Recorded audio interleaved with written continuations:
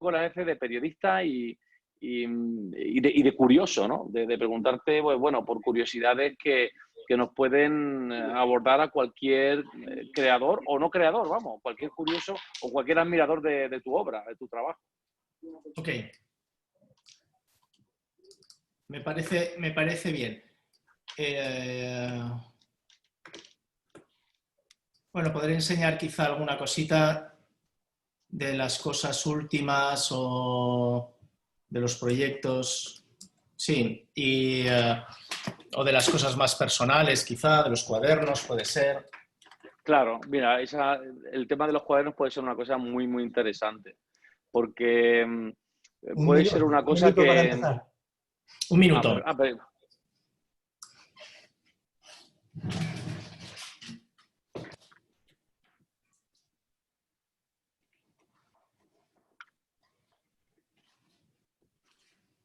Podéis seguir hablando, yo os avisaré, haré la cuenta atrás.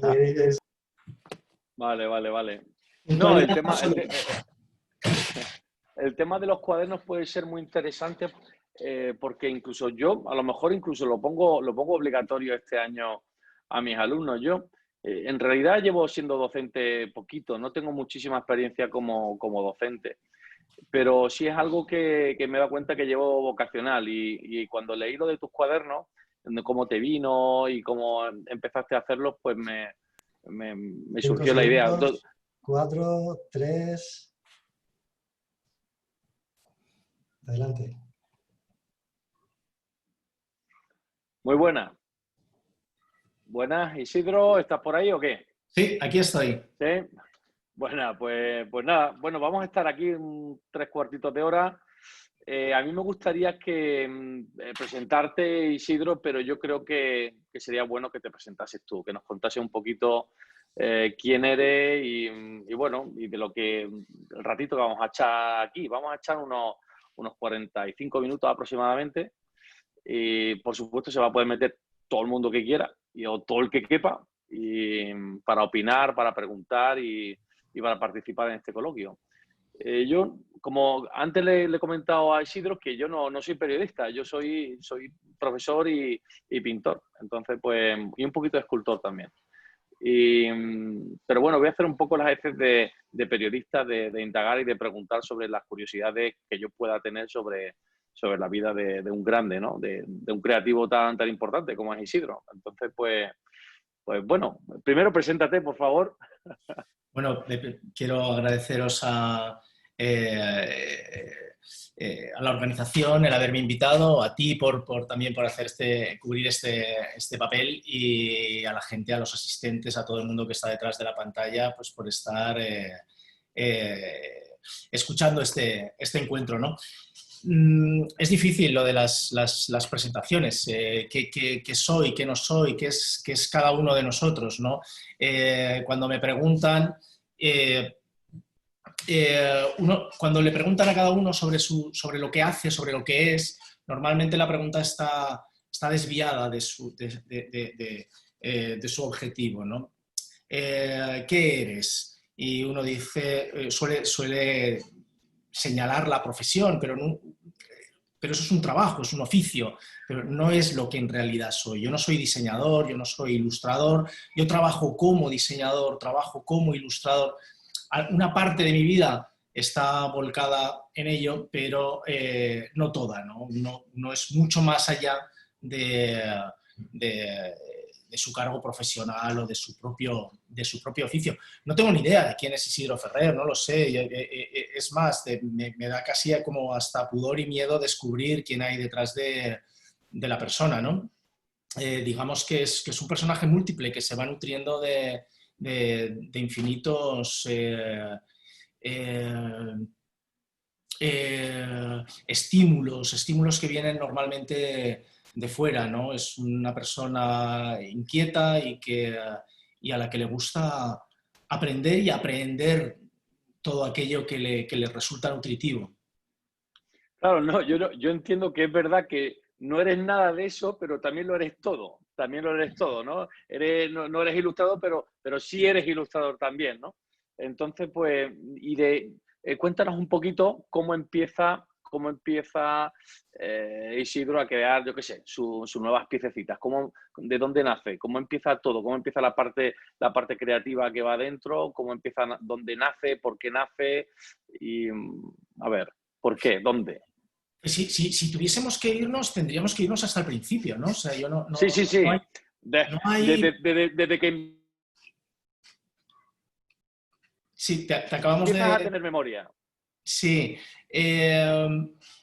No sé muy bien de dónde nace mi inquietud en torno al diseño y a la ilustración y esta fascinación que siento por la imagen. Quizá tenga que ver de niño, tenga que ver con los estímulos que recibía en la infancia. Yo siempre me recuerdo dibujando con placer, con mucho placer, ¿no? O sea, recibiendo estímulos muy satisfactorios que provenían del entorno de la plástica. Y eso a pesar de que, tal y como se impartía la plástica en nuestra generación, había pocos alicientes, había poco espacio para la creatividad y para la creación. Era un sistema y un modelo que, basado en la copia, en el calco, en la similitud absoluta, en la perfección, más allá de en la construcción de universos personajes o en la creación, ¿no? Raramente a los gustos mayoritarios, yo recuerdo con muchísimo, con poner mucha atención en unos dibujos muy extraños que aparecían en la televisión cuando yo era pequeño, en los años 70, en los primeros 80, que eran unos estudios, o sea, que eran unos dibujos animados que se compraban por paquetes y venían de los países del este, sobre todo de Praga Films, pero también muchos de todo el bloque socialista, ¿no? Eran dibujos animados muy vanguardistas, también muy comprometidos socialmente, normalmente con mensaje, pero llenos de peculiaridades estilísticas fascinantes, ¿no? Existían esos dos mundos, esos dos territorios enfrentados entre los dibujos animados que venían de Estados Unidos, sobre todo de la Walt Disney, pero también de otras cadenas de producción de dibujos animados, y los dibujos de Checoslovaquia, Polonia y el bloque socialista, que estaban llenos de misterio, eran tremendamente arriesgados, te provocaban sensaciones muy distintas, no eran única y exclusivamente entretenimiento, ¿no? Y luego venían normalmente acompañados de músicas dodecafónicas y estridentes, ruidistas, que en vez de apartarme, a mí lo que me hicieron fue proyectarme sobre aquellos dibujos, ¿no? Yo si tuviera que decir de dónde viene aquello, de dónde viene mi gusto por la ilustración y por según qué universos, quizá en el sustrato está esa visualización de aquellos dibujos animados de la infancia. A mí me parece muy interesante. Es verdad que yo tengo poca cultura a nivel de ilustración, incluso esos dibujos me suenan, pero soy una mejilla más joven que tú, no te creas que mucho más, pero es verdad que los dibujos esos no llegaron todavía, yo ya no los vi, porque yo nací en el 76 y claro, yo me nutrí de otro tipo de cosas. Pero me parece curioso que al final todo creativo, es verdad que el tema visual, todo lo que vemos desde pequeño y principalmente, bueno, lo que nos rodea, todo lo que nos rodea y lo que vemos por la tele, por supuesto, lo que vemos en la revista y todo ese tipo de cosas. También hay una cosa que hablé sobre los miedos, ¿no? ¿De dónde vienen los miedos? Me contaste una historia muy, muy chula. Bueno, yo me he sentido identificado mucho porque incluso hablamos de la dislexia. No sé si te acuerdas, sí. que hablamos de la dislexia. Y también hablamos de una anécdota en la que estabas en la playa y que bueno, cuéntala tú, porque me encantó esa visualización de tú mirando tu otro yo, ¿no? Sí. Me encantó esa historia. Es una historia que tengo grabada, ¿no? No sé si es la primera vez que yo me acerco al mar, pero es la primera vez que yo tengo recuerdo de la visión del mar, ¿no? Era pequeño, mi padre era de Castellón y mis tíos que vivían en un pueblo cerca de Burriana, cerca de Castellón, cerca de Villarreal de los Infantes, tenían unos naranjos, tienen unos campos de naranjos y aquellos campos de naranjos daban a una zona, a unas playas de piedras. Mi tío tenía una caseta, o yo creo recordar que había como una especie de caseta muy cerca de la orilla, y fuimos a pasar un domingo a casa de mi tío. Y mi tío preparó una especie de paella, comimos. Después de comer, los adultos pues se relajaron y se echaron una siesta. Y entonces yo, que debía ser de los más pequeños, me escapé entre los naranjos, ¿no? Me metí a investigar entre los naranjos y pasó el tiempo. Yo no me di cuenta de cuánto tiempo pasaba, pero de repente escuché la voz de mis padres gritando «Isidro, Isidro», y recuerdo volver asustado al lugar donde estaban mis padres, llegar desde atrás, desde la zona de los naranjos, y ver a mi padre, que no sabía nadar, metido en el mar, gritando, y mi madre en la orilla, todos mirando hacia el horizonte del Mediterráneo, gritando mi nombre al mar. Y a lo lejos había un bulto oscuro, que luego pensamos que podría ser o un gran tablón o un tronco de árbol, ¿no? Y yo me quedé petrificado escuchando los gritos de mis padres y vociferando mi nombre y pensar, si aquel que está en el mar flotando es Isidro, entonces ¿quién soy yo? ¿No? Hubo ahí como una separación de personalidades, una ruptura de personalidades. Eso lo comparé un poco porque me dijiste que eso podía ser, bueno, pues tenía que tener entre 9 y 11 años aproximadamente. Menos. Y yo menos. O menos, ¿no? Bueno, yo tuve mi primera conciencia de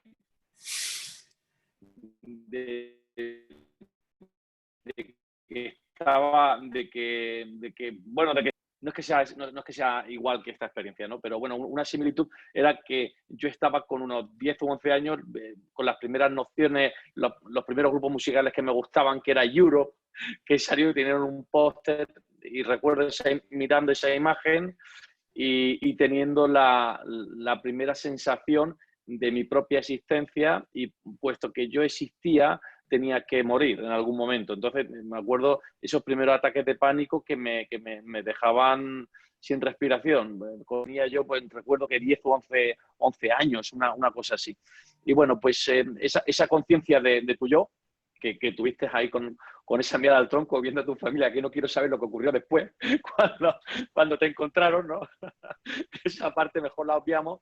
Y bueno, y como un chaval creativo, porque de verdad que cuando te he leído algunas cosas sobre tu biografía, me he sentido súper identificado, ¿no? Porque yo tuve problemas con el aprendizaje, sobre todo de la lengua en general, de la lengua española primero, luego con el inglés y luego con el latín. O sea, tuve problemas de expresión y entonces, pues bueno, a mí me diagnosticaron de manera tardía, pues que tenía un poco de dislexia, ¿no? Entonces, pues bueno, confundía palabras. De hecho, algunas veces yo hablo contigo y tengo que hacer un esfuerzo, porque te digo entre Isidro y Isidoro, no, me cuesta muchísimo, lo tengo que pensar mucho, ¿no? Yo sé que me entienden y entonces me gustaría que nos hablases también un poquito bueno, incluso de esos encuentros que me hablaste con otros artistas, de esas coincidencias, ¿no? Bueno, nosotros pertenecemos a una generación bastante maltratada, ¿no? Yo no he tenido, no es que haya tenido una infancia infeliz, ni muchísimo menos, he sido muy feliz en la infancia, pero digamos que he tenido una infancia feliz pese a todos los impedimentos que ponía la sociedad para que los niños fuésemos felices en nuestra infancia. Uno de ellos era el ámbito educativo. Nosotros hemos crecido en un terreno bastante hostil educativamente, ¿no? Había pocos incentivos para que encontrásemos elementos satisfactorios para ir a la escuela. El aprendizaje era un aprendizaje, la sangre, o sea, la letra con sangre entra, era un aprendizaje obligatorio, basado en el esfuerzo, en la memorización, y todos aquellos que de alguna manera salíamos o no entrábamos dentro de los cauces habituales, que teníamos más dificultad o alguna dificultad para el aprendizaje, nos sentíamos excluidos, incluso maltratados, ¿no? El castigo físico era algo normal. Yo no fui diagnosticado de dislexia, pero yo he descubierto al cabo del tiempo que las dificultades que yo he tenido con los estudios, yo no he sido un estudiante excelente, más bien tampoco torpe, he ido sacando más o menos los estudios de una manera regular, sin demasiados problemas, pero tampoco sin demasiados esfuerzos, ¿no? De alguna forma creo que son debidos a una cierta dislexia, ¿no? Porque ya de adulto me he encontrado con dificultades en la escritura y estoy escribiendo una palabra y escribo la palabra al revés. Y no me doy cuenta hasta que no vuelvo a releerlo, no me doy cuenta de esos errores gramaticales, ¿no? Ortográficos. Y tuve unos años de muchísima confusión y de muchísima pérdida dentro del ámbito escolar. Hay una historia también que es bonita, que me sucede en un colegio en Alcoy. Mi padre era militar y entonces con toda la familia íbamos cambiando.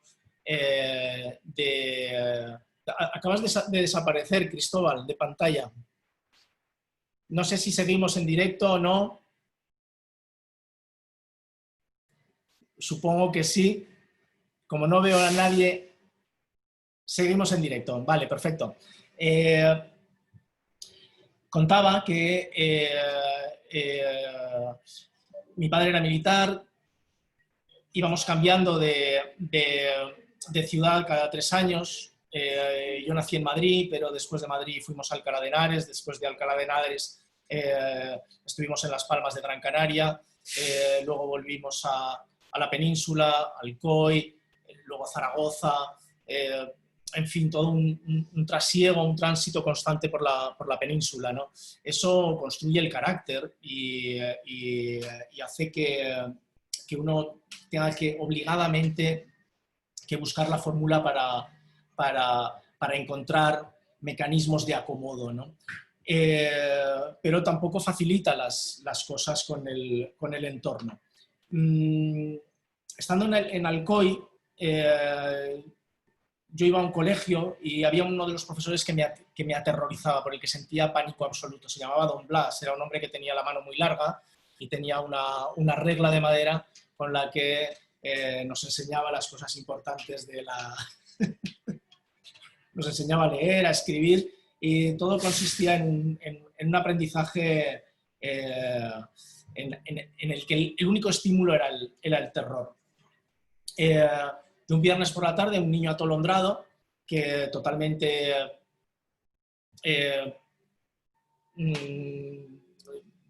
juguetón y muy volátil, muy fantasioso. Un viernes por la tarde, cuando salí de clase, me quedé jugando con los compañeros en el patio de la escuela. Y en ese momento de juego, de despiste, me olvidé los libros del colegio en el patio. Y me olvidé de ellos por completo, ¿no? Y no fue hasta mucho más tarde, hasta 2 días más tarde, el domingo, cuando obligadamente fuimos a misa, yo fui con mis padres y con mis hermanos, nos sentamos en misa de los salesianos y se sienta un compañero al lado mío y me dice: Ferrer, Don Blas te va a matar. Y digo: ¿qué pasa? Dice: tus libros han sido encontrados en el patio completamente rotos y desperdigados. Y a mí me acordé rápidamente de los libros y me entró un ataque de pánico atroz.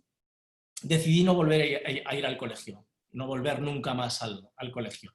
Y lo que hice fue durante una semana evadirme, escaparme y buscar la manera de no ir al colegio. Íbamos todos juntos, íbamos con mi hermano mayor, mi hermano Miguel, el pequeño todavía no iba al colegio, no iba a los salesianos. Y yo llegaba hasta la puerta del colegio y justo antes de entrar hacía como que se me había desatado un cordón de la zapatilla, de unos zapatos, se llamaban zapatos gorila, que eran los únicos zapatos que duraban y con los que nos podíamos meter en los charcos y pegar patadas al balón.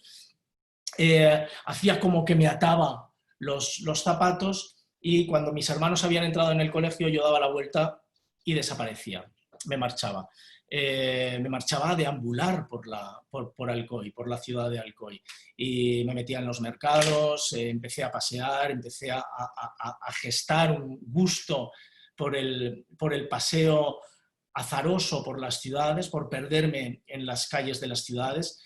Y encontré la biblioteca pública.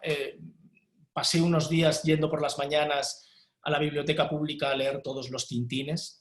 Aquel hombre de la biblioteca pública el primer día me preguntó, niño, ¿tú qué haces aquí? ¿Por qué no estás en el cole? Y entonces yo le respondí, porque estoy enfermo.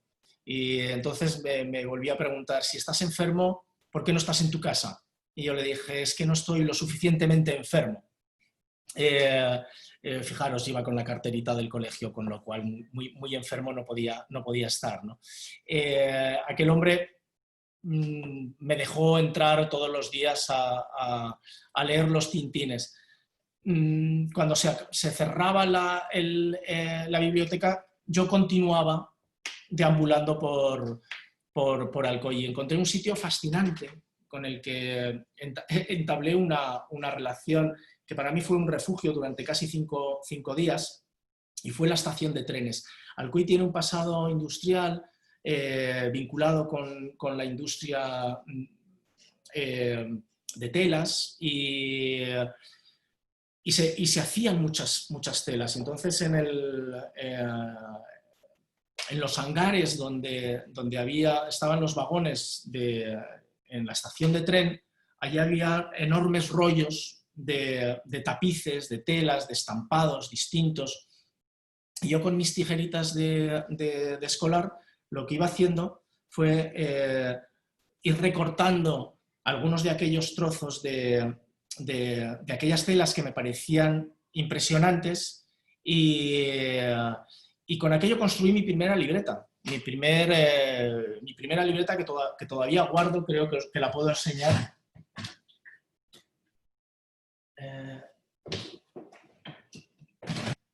Y es una libreta hecha con retales, cosida, mal cosida en un lateral. Y son los retales que iba recortando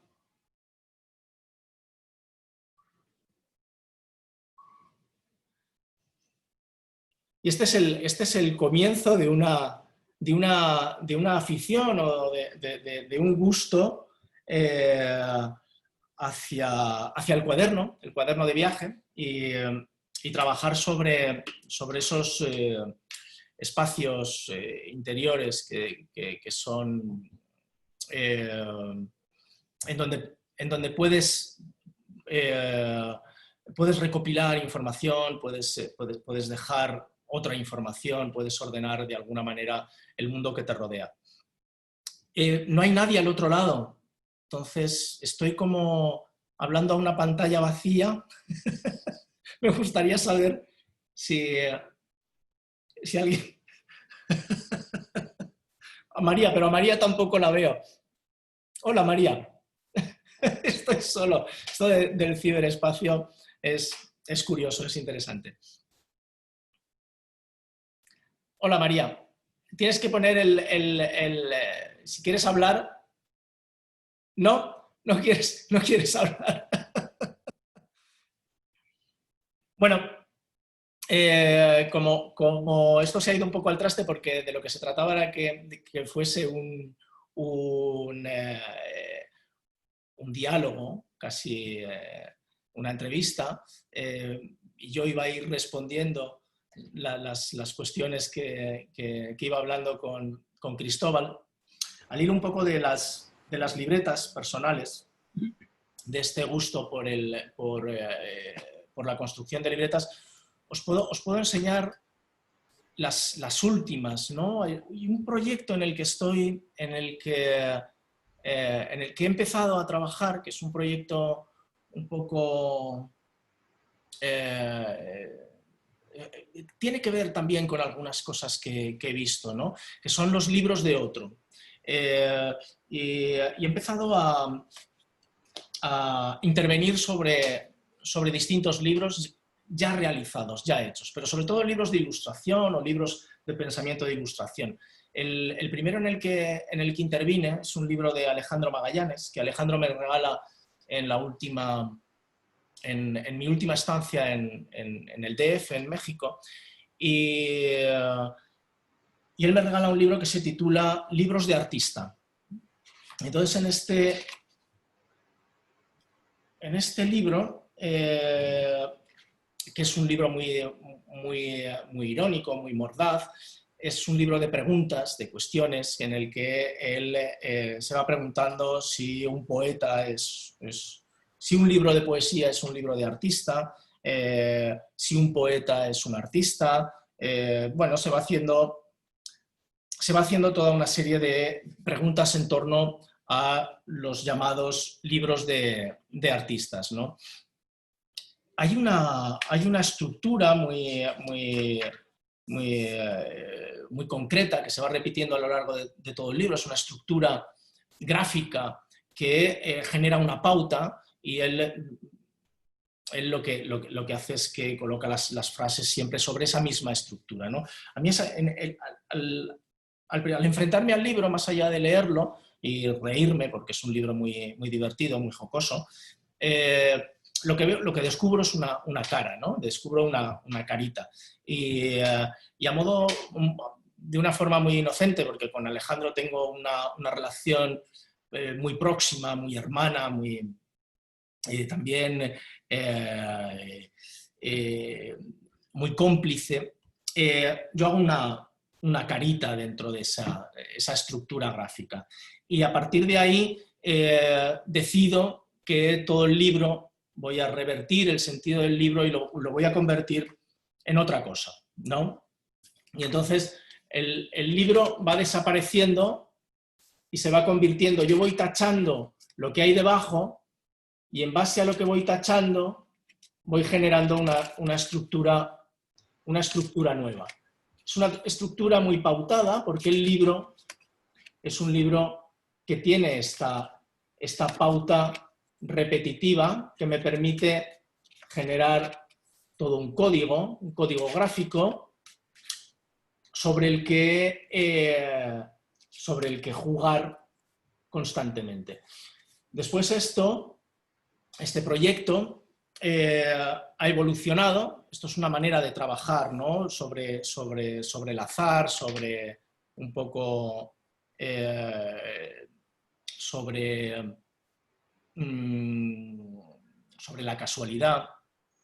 Y después esto se convierte, a ver si sé ponerlo, si sé compartirlo.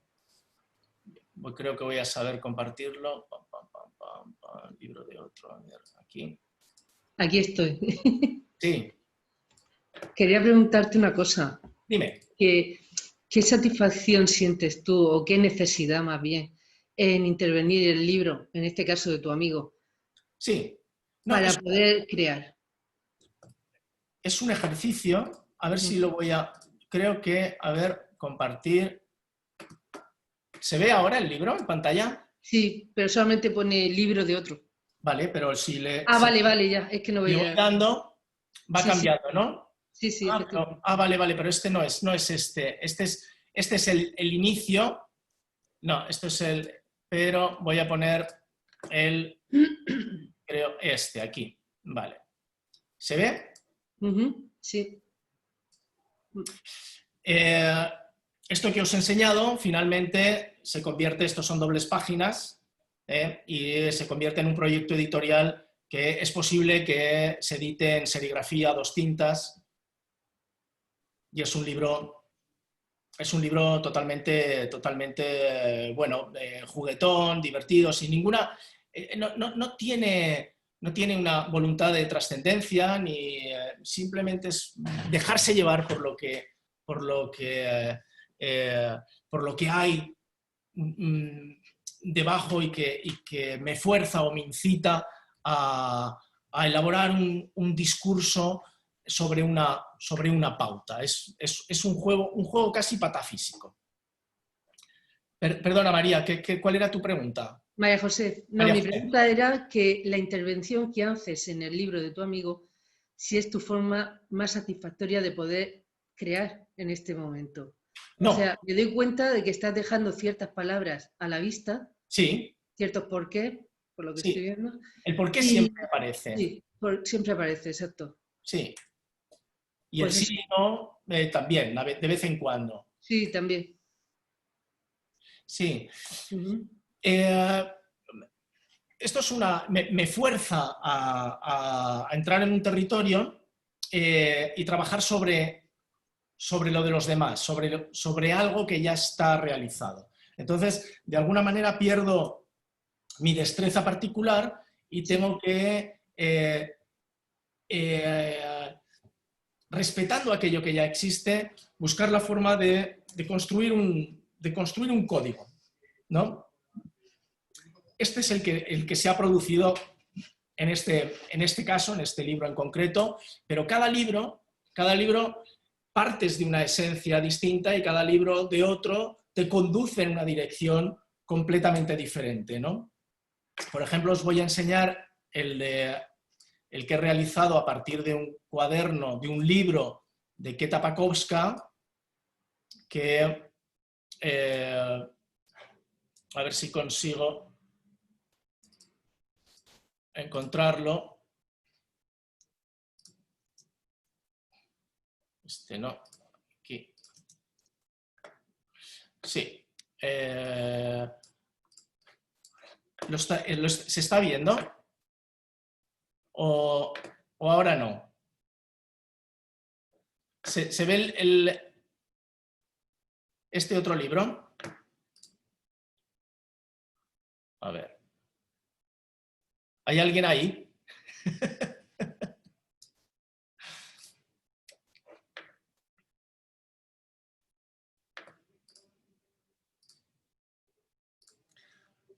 Bueno, no sé si se está viendo o no se está viendo. María José, ¿me escuchas?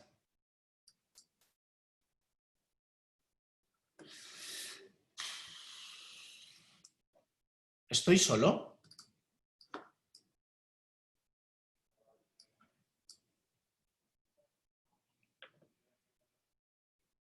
A ver.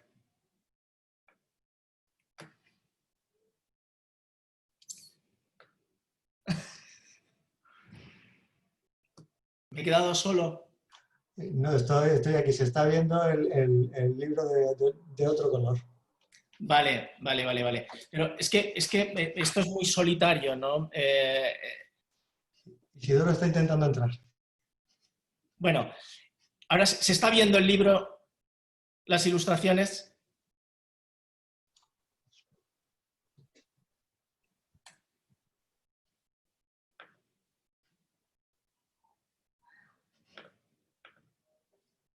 En este caso, también el texto de debajo, toda la estructura gráfica del texto, me hace, lo que me está esforzando a encontrar la manera de rescatar ciertos elementos que me son válidos para construir un lenguaje gráfico sobre un libro ya escrito, ¿no? Es un libro de formas, es un libro de pensamientos, es un libro que se mueve en su origen en aspectos, en formas muy abstractas, muy rotundas, muy básicas, casi soviéticas, ¿no? Y yo a partir de esa rotundidad de formas y de ese juego también tipográfico que se propone en este libro, lo que voy es interviniendo para transfigurarlo, para convertirlo en una cosa, en algo nuevo y diferente. Pero respetando de alguna manera, homenajeando el original. Es una forma en la que bueno, de alguna manera salgo de mí mismo, ¿no? Me veo obligado a trabajar sobre un discurso ajeno que es el que me obliga a hacer un recorrido que no sería el mío, sino que es un recorrido intermedio entre lo que propone o lo que ha propuesto un artista o un ilustrador, que no soy yo, y lo que yo veo y puedo rescatar a través de sus imágenes. ¿Ya estáis por aquí? Cristóbal, ¿te hemos recuperado? No lo sé. Yo sí estoy. Sí. Es que te habías quedado congelado y he tenido que salir y entrar otra vez.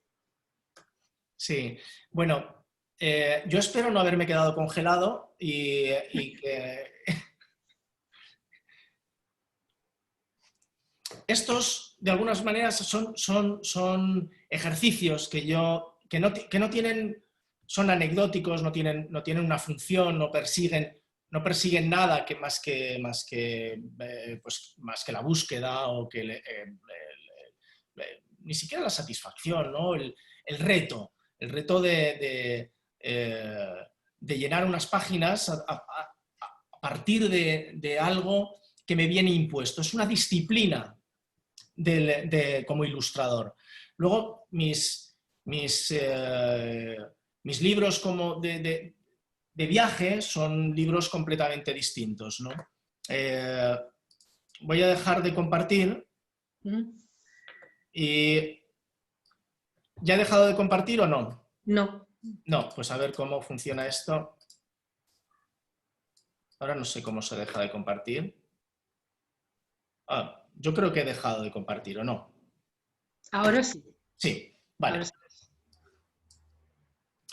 Y las libretas son libretas que nunca tengo un modelo, son libretas que siempre me regalan o vienen de lugares, encuentro un rastro, son libretas que son ellas las que me encuentran a mí, ¿no? Y estos distintos papeles, estas distintas texturas, estos distintos formatos también me obligan y me fuerzan a adaptarme a estos lugares. Son libretas donde hago listados de las cosas, donde se concentran mis agendas, mis pensamientos gráficos.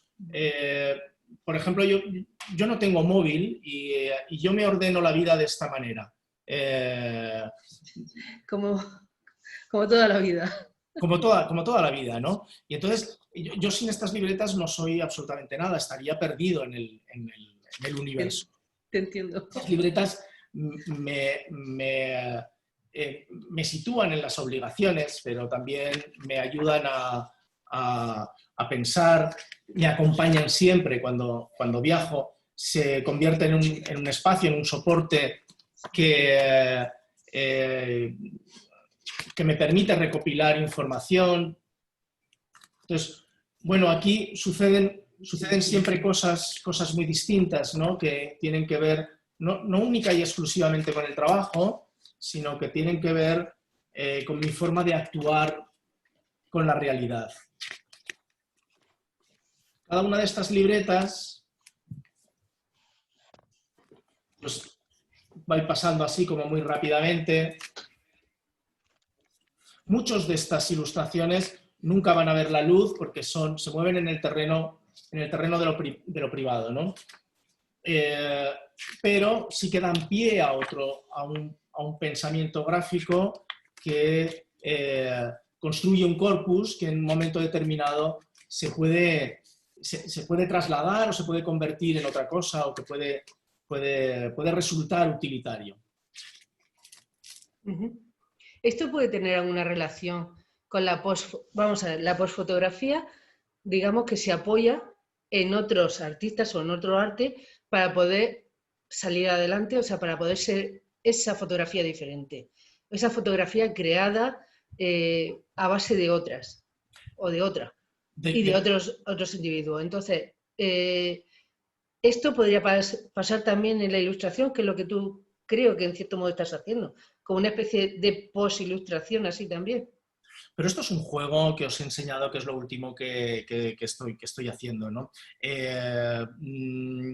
Digamos que puede ser, no es un experimento que yo haya inventado, sino que ya está inventado, ¿no? Y que ha habido...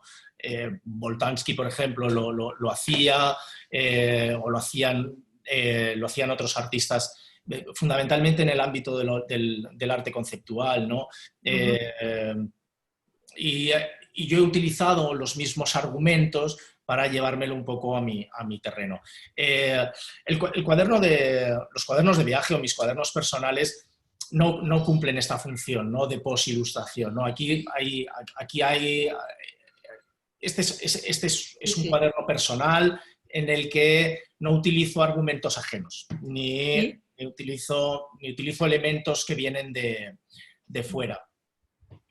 Aunque a veces aquellas cosas que me resultan muy estimulantes también van a parar a la libreta, ¿no? O sea, digamos que se convierte en un terreno de acumulación visual de registros. Yo, en vez de acudir al ordenador, a ver el Pinterest o a ver aquellas redes sociales de Sí. compartir imágenes, yo acudo a la realidad y recupero de la realidad o de los libros o del Tus espacio libros, físico aquello que me seduce. sí. Tus libros podrían ser tu cuaderno de bitácora cuando viajas. Sí, claro, Esto claro. sí. Sí, sí, sí. De hecho muchos de ellos tienen ilustraciones que tienen que ver, o pensamientos que tienen que ver con los viajes, ¿no?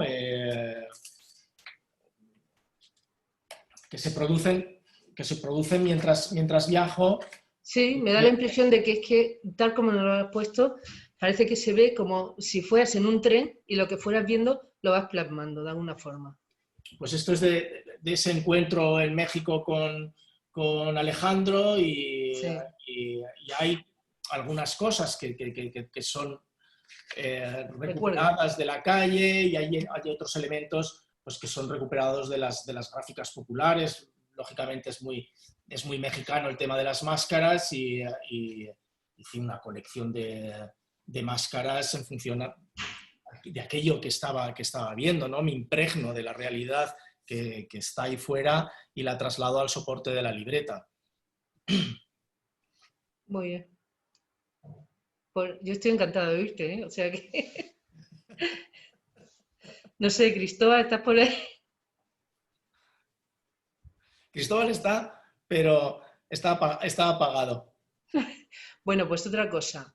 Sí, Los cuadernos que nos has enseñado antes, que es totalmente diferente al libro de viaje que haces, sí, porque en uno intervienes y en el otro es lo que ves más lo que tú imaginas. sí. eh, en, ¿Qué quiere, ahora mismo en qué momento estás? ¿Te mueves más por el libro o por los cuadernos o por lo otro, por lo de las intervenciones? Esto es en el ámbito privado, el que no tiene que ver con lo profesional. O sea, Ujú. luego está la obligación del día a día. Yo me muevo por necesidad. O sea, que yo cumplo con una función profesional y doy Sí, servicio a un cliente. Entonces, el 80% o el 90% de mi tiempo de trabajo en el estudio es un tiempo resolutivo. Es un tiempo en el que yo intento encontrar los mecanismos más idóneos, más ajustados a aquellos problemas que debo solucionar de cara a un encargo, ¿no? A veces eso puede acabar en un cuaderno. No, normalmente no, porque trabajo sobre papeles de boceto y en cada uno de los trabajos abro una carpeta distinta con todo el proceso, ¿no? Y este otro territorio, el de los cuadernos, es el territorio íntimo, es el territorio personal, el que de alguna manera me sirve como agenda, me sirve como recordatorio, me sirve como... bueno, yo no hago fotografías, ¿no? Muy pocas fotografías cuando viajo, prefiero dibujar, o prefiero recuperar, o prefiero escribir, ¿no? Y entonces es una forma de potenciar la memoria o de ordenar lo que está afuera, que a mí me sirve como recuperador del pasado, pero como potenciador del futuro, ¿no? Me sirve como agenda, pero también como elemento recopilador de la memoria.